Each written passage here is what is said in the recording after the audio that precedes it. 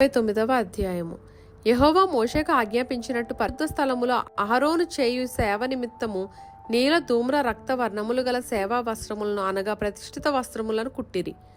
మరియు అతడు బంగారుతోనూ నీల ధూమ్ర రక్త వర్ణములు గల నూలుతోనూ పేనిన సన్ననారుతోనూ ఏఫోదును చేసెను.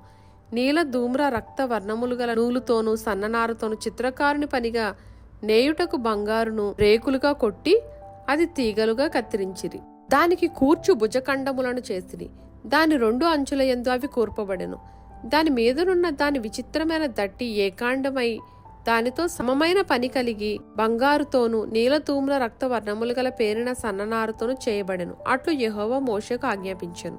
మరియు బంగారు జవలో పొదిగిన లేత పచ్చలను సిద్ధపరిచిరి. ముద్రలు చెక్కబడినట్లు ఇశ్రాయేలీల పేర్లు వాటి మీద చెక్కబడెను. అవి ఇశ్రాయేలీలకు జ్ఞాపకార్థమైన రత్నములగునట్లు ఏఫోదు భుజముల మీద వాటిని ఉంచెను. అట్లు యెహోవా మోషేకు ఆజ్ఞాపించెను. మరియు అతడు ఏఫోదు పని వలె బంగారుతోనూ నీలధూమ్ర రక్త వర్ణములు గల పంక్తులతోనూ సన్ననారుతోనూ చిత్రకారుని పనిగా పతకము చేసెను. అది చచ్చౌకముగా ఉండెను.